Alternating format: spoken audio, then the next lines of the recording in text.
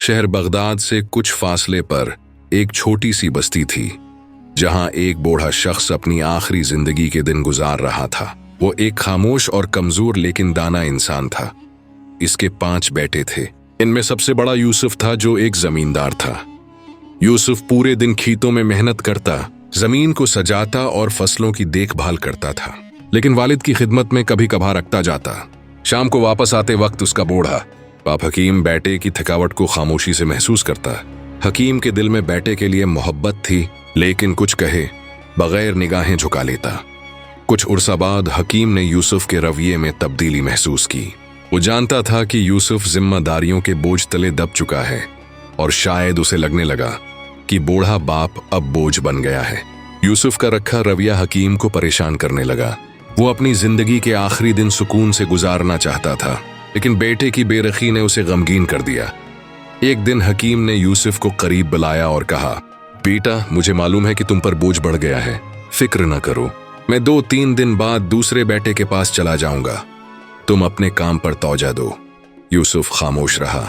दिल में हल्की लहर उठी, लेकिन कुछ न कहा। चंद दिन बाद हकीम यूसुफ के घर से निकलकर दूसरे बेटे फारूक के पास चला गया, जो एक कामयाब ताजिर था।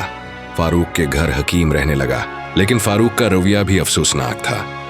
कारोबार की मसरूफियत उसके लिए ज्यादा अहम थी, और उसकी बीवी सिसर को नजरअंदाज करती। हकीम दिन भर खामोशी से एक कोने में बैठा रहता, बेटों की बदलती मोहब्बत का गम लिए। एक दिन फारूक ने कहा, बाबा, आपको मेरे कारोबार में मदद करनी चाहिए ताकि आपकी मौजूदगी का फायदा हो। हकीम खामोश रहा।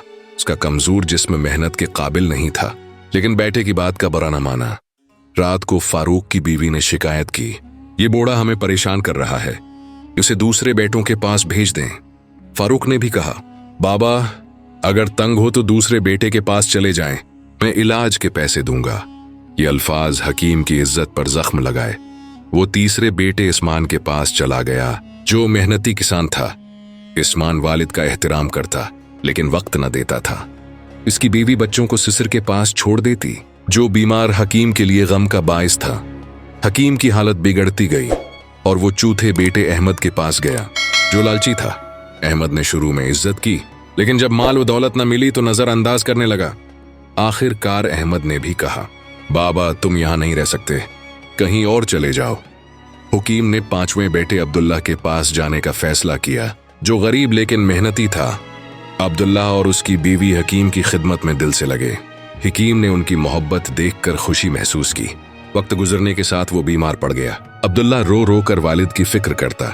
हकीम ने कहा, बेटा, मेरे आखिरी दिन हैं।